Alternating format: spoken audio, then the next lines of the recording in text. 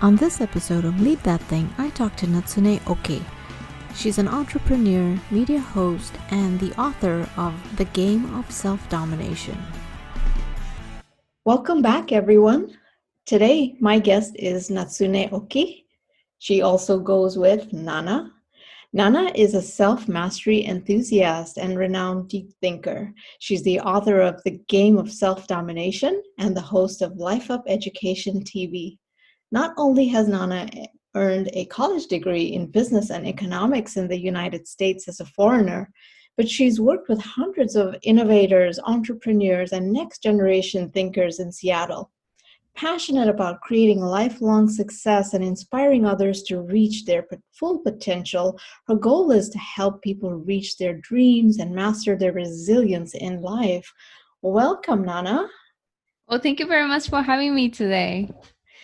So tell us, what is a topic that you are going to share with my audience today, and give us some background into how you learned about it. Right. So as you introduced me, my name is Nana. Well, Natsune. I'm also entrepreneur. I'm a host at the Life Up Education TV. I have a book like you introduced, and I also have a company here in Japan. And to back to your question, a lot of it came from my entrepreneurial personality and then entrepreneurial journey. Things I often talk about. Actually, I talk about various kind of things, but I'm particularly very thoughtful around like philosophy in life, and then which oftentimes really apply the same thing in entrepreneurship and business also. So I talk a lot about that. Just to give you a little bit more context of what I do with my other business, for example, is so with Life Up, it's a media company, and then with Foreign Connect, which is my another venture, where I help companies to launch their businesses. So it has this element of like wanting to help very early stage businesses. And the way I do that is I basically connect them with service vendors, because I help Japanese companies to launch business in America, for example. So I would find vendors that they need, whether that's a lawyer, whether that's a manufacturer, supply partner, whatever. Like I find them to coordinate everything. So that's what I do in the other portion. And in terms of the topic, like I said, this entrepreneurship really taught me how to be resilient in life, how to navigate through the rejections, how to, keep strong, mindset, keeping the mindset. Like one of the very big thing about entrepreneurship is you don't necessarily have to know how to manage time and resources. You do, but really the fundamental question is, can you manage your mind, which is like 80% of the game in entrepreneurship when it comes to like a long-term thinking versus like a short-term game. So that's something I talk about a lot. Yeah, I think that's really important. And for people that have either thought about or in the entrepreneurial journey themselves, it's always that fear of failure, right? I mean, right from the beginning, like, oh, what's going to happen? Am I going to be successful? And that's what you're talking about. It's like grounding yourself, grounding your mindset. And yes, you may have come across failures in quotes, right? But being able to bounce back, take that failure, learn from it, and move forward. And that's the resilience that you're talking about. And that's so. And that's actually, to add to that, one of the big thing I also talk about is ego, like how ego make people lose. Because, like, for example, when you come from nothing, like when you don't have anything from the start, which is basically the fear, right? Like the fear of like, oh, what if they don't take me seriously? Or what if, I don't have what it takes? And what if like I fail, blah, blah, blah. But it actually gives you the ultimate edge when you don't have anything. When you have nothing, you are willing to do everything it takes, right? So while these people who are all set, like who are, who achieved every success they achieve or whatever, they're soft. They're too soft to keep fighting in the market. Right. In the other hand, you with like nothing to lose, Yeah. you super edgy, like with Yeah. this ambition, Yeah. work ethic, willingness. Right. That's very like that keeps you in an edge. Like that actually Right. gives you the ultimate edge. Right. So something I talk about is like, when you become successful, like people tend to lose this market. Humility. Mm-hmm. Yeah, humility in the market, and then they start hallucinating that as if they are the important one, as if they have the right idea, as if they are the correct one, they cannot be wrong. Yeah. But so another thing I talk a lot about is like the market is always right, high emotional intelligence.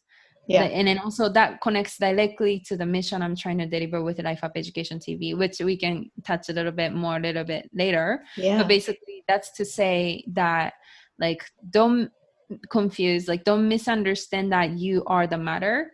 Like Yeah. you exist with this given body. Yeah. But really you are just navigating through like the physical events Right. at the daily basis. Right. But when it comes to like practicality, you still have to keep in mind that like what is happening right in front of you is not what you're living for. So Right. which There's puts a you in bigger a position. purpose. Yeah, purpose. Like you should have a macro view, like a macro purpose in life. Right. And which gives you this courage, which gives you new narration about like I'm no one, like I'm not the matter in this life. Like I cannot be egoistic about like who I am. Like I cannot predicate my success around that. I cannot be like I'm successful, I'm smart, I'm rich, whatever, so you should listen. Like, you cannot be like that when you realize that you're not the matter in life. So that's something I talk about also. Yeah, those are really good points. And I just took a couple of notes there and definitely totally agree with you. When you have nothing to lose, it gives you more drive because you're starting with nothing. You can only go up, right? You can't go any lower. Only upside. Right, exactly. And then the humility is so important for leaders of any kind, right? And it kind of leads into that.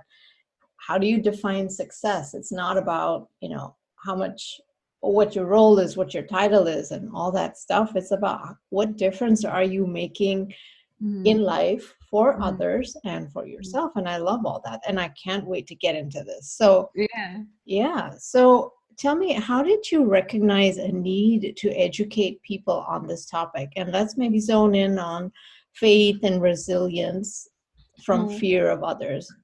Because that's a section in your book that you talk about. Yes, exactly. But I want to come back to that a little bit later because this particular question really has to do with why I created Life Up Education TV also. So I wanted to introduce that a little bit. So extension from what we spoke about a little bit earlier, I noticed that there's no purpose in life for me personally at this individual level because I'm a very macro thinker. I look at the world from not the current state only, but I look at it from like years later and years after my existence, like so the legacy you want to leave, right? Legacy.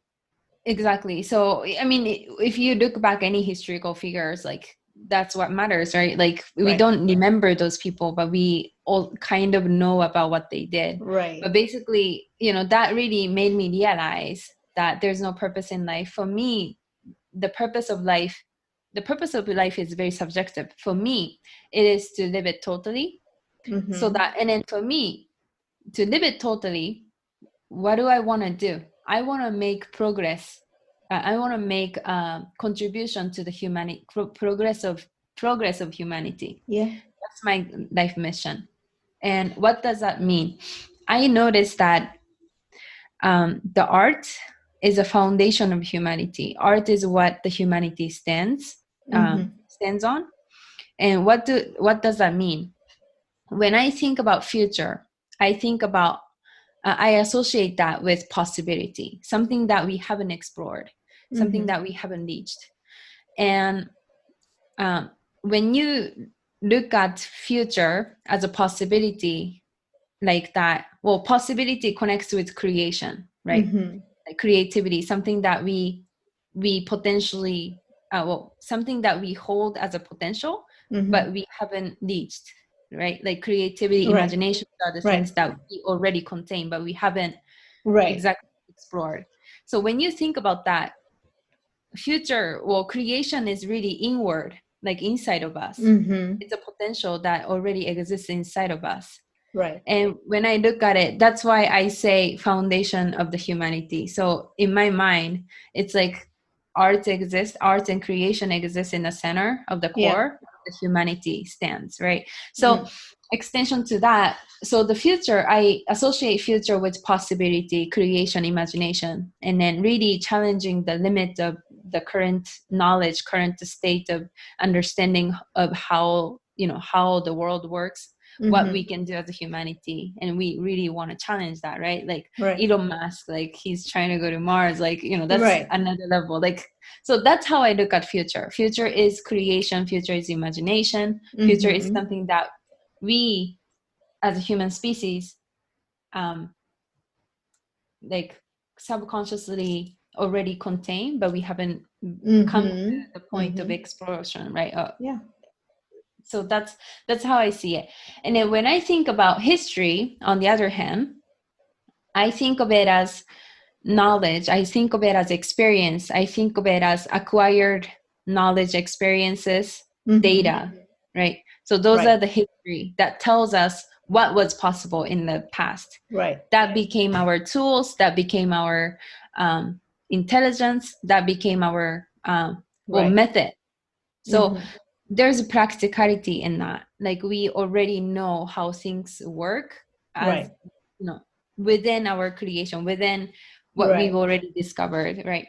So when I look at it like that, I notice that what drives humanity to expand our potential on, uh, creation, Mm-hmm. what drives us more to the future Yeah. progression, is to maximize the imagination, maximize this art part of the humanity, right? Right. And I noticed that this art part of humanity can be only triggered and inspired by like emotional factors, Mm-hmm. which comes with the reason to live, the reason to live the life that they want to live, and Mm-hmm. also really basic stuff. But just know that like people care about you, like you laughing in life, you Right. having smile in your life, like really appreciating life, like these beautiful feelings Yeah. really give you the courage and give you the reason to strive in life. Mm-hmm. Mm-hmm. So that's what I wanted to create with the media Life Up Education TV. And the way I describe Life Up Education TV, I often describe it as it's a media that talks about how to create progress in humanity from the perspective of art and science, because Mm-hmm. they're my number one priority and the number one value that I want to create to this world is this positive message, and really genuinely a message that's good for the humanity. Right. Because, for example, one of the another thing I talk about in my book is Invisible Hand from Adam Smith, the theory in economics, and then Adam Smith is the father of economics, and I studied economics, that's why I know it. Mm-hmm. But basically, his theory is economy is at the optimal state when there's no government intervention. And I believe that theory can apply to many things in life. Mm-hmm. Mm-hmm. And even at the society level, I think that when I can create this reason to strive, when I can create this trigger for people to feel the love, feel this like inspiration for them to strive in their life, I can encourage them to strive in their life in their way. Right. Right. And together we can come to the maximization of progression as a Yeah. humanity together. So it doesn't matter which direction you're striving for, Right. but as long as you push toward the future together, focusing on creation, focusing on production, Right. then together as a humanity, we can create the massive progress, right? Right. So that's kind of how all came about it. And because you asked me like why I wanted to educate people around this topic, so in that sense, I don't necessarily see it as education, but I see it as more like awareness, bringing in awareness. Right. And I also see it as like, I just genuinely want to encourage people. Yeah. So just to summarize some of that, so definitely I heard things like, the possibilities are limitless because it starts from within us. We just need to explore what's out there. And when you talked about the historical data and then kind of creating in the future, I think it's important to have that experimental mindset, right? So you have results from experiments in the past and probably learnings from those, which you can take in the future and then continue to experiment. And then the cycle continues, right? Where you keep leaving this information. And then a thing you pointed out, which was really great, was having this universal goal, like everybody sort of converging, but just having that right mindset, and you're helping with that mindset that you can do it your way, but here's a universal goal that we want to create a better world, which is a wonderful mission, and I admire you for that. Oh, thank you. Yeah. Thank you very much for saying that. And so let's talk about a specific success story that has come from, sharing this awareness and this knowledge. Can you give us an example? Well, successful story, like after my book went sales, I've got a couple of people, well, actually more than a couple, but I've got a few people reached out to me to say like, just, thank you for my book, which is good. And I like, honestly, this is another thing, like, we talked about ego a little bit earlier, right? Like, another show, there was another host person just genuinely asked me like how I feel now that I'm, published author or whatever. Right. And my answer was like, I don't feel anything, because like, that's not important for me. Right. And there's the things that you can control, there's things that you cannot control. Right. And I'm very aware of that. And what do I mean by that is, like, if my message is delivered to someone at the right time, in the time that they needed to hear, that they can feel like, because of my contents, because of my message, like this person feels like motivated, feels inspired, feels whatever, that's success for me, right? Like, and then I cannot expect anything more than that. I don't expect this person to follow me because of it, because that's something I cannot control. Right. What I can hope for at the very like top level is, I just hope that my message can hit people in the right timing that they needed to hear. Yeah. But that's all I can do. I cannot decide who I am to them. Right. So basically, my success in that sense is that I came out to some people in their in the right timing that they needed to hear my message at, and then they just felt better because of me.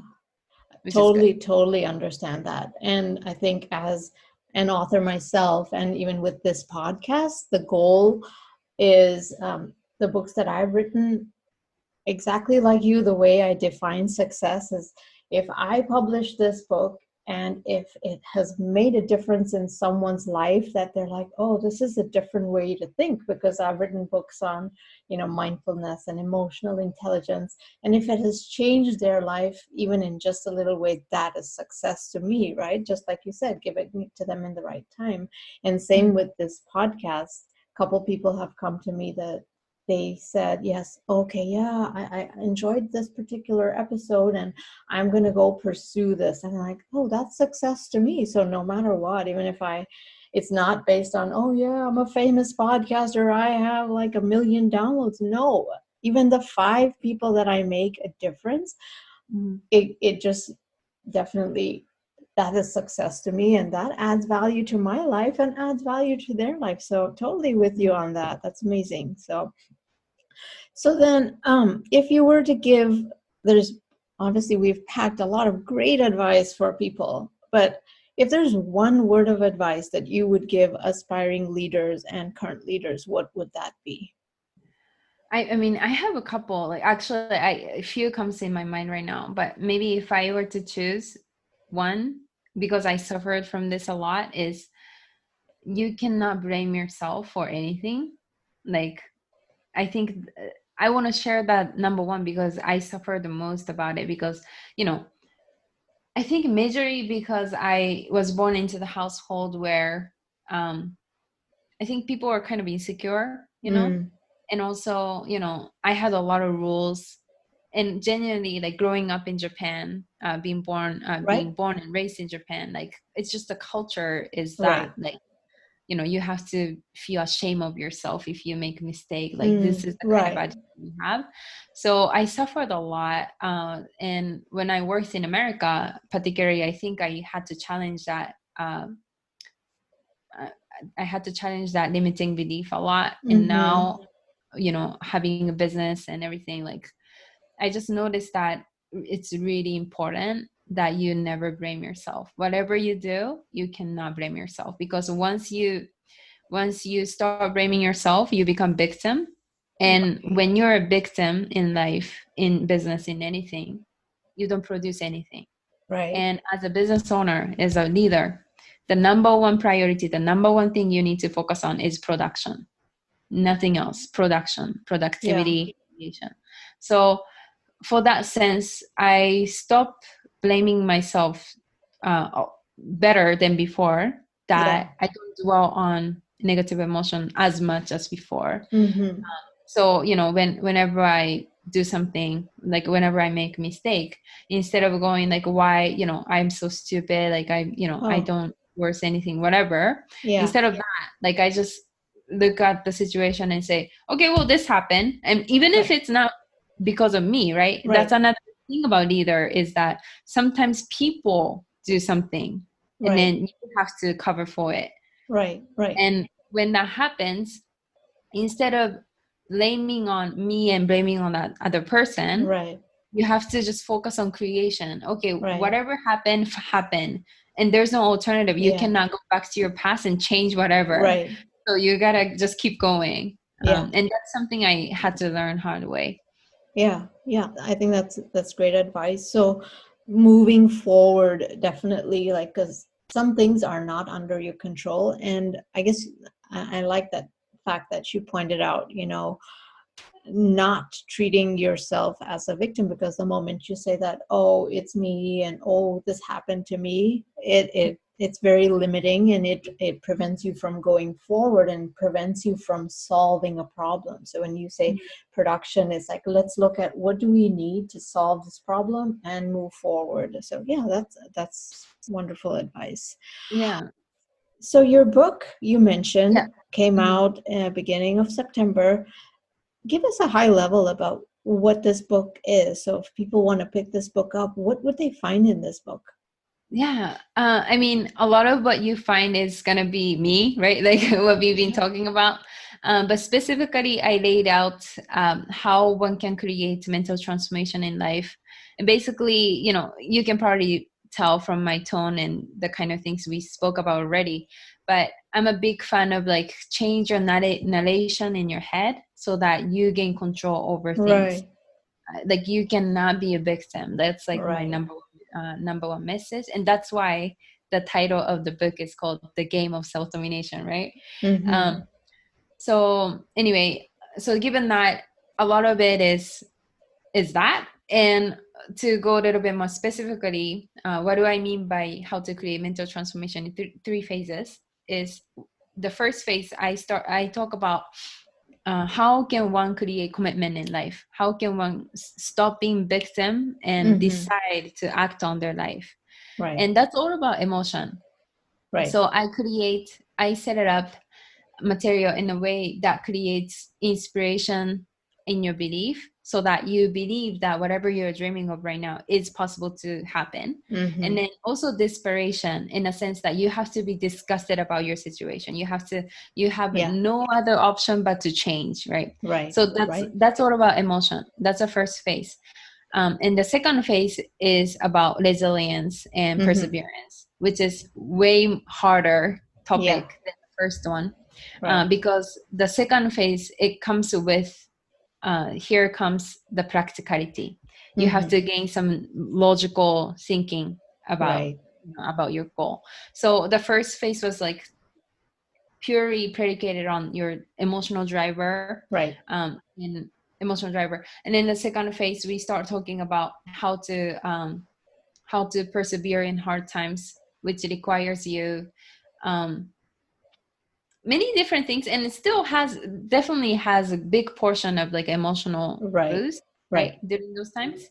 But once again, I also talk about having high emotional intelligence, Yeah. which is to basically tell you to be practical, which means you got to understand that it's never about you, right? Like it's always about the other person. It's always about the market. If you don't Right. bring in value, you don't mean anything, right? Right. So has to be really value oriented. And then the third phase, I start talking about how to create definition of success and happiness, because in the second phase, I talk a lot about redefining failure also, which is like super important Right. topic. Right. But there's not much talk around happiness and success. I think people easily outsource what that means, right? And then I mean, it makes sense that, just our media and everything is just Yeah.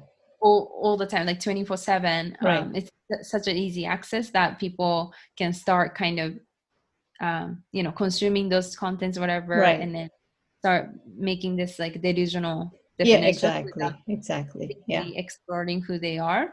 So we'll fix that in a third phase and really talk about like, wait a minute, like back it up, like let's talk about what's important to you. Like let's Right. look at life from Right. less superficial but really deep level of what is important to you. Yeah. So that's what I talk about in the book. Yeah, that all sounds great, and I can see a lot of people gaining benefit from reading the book. So I hope continued success for your book, and Thank you. I'm so happy that you joined me today, and I really enjoyed this conversation. Oh, me too. Thank you very much for having me.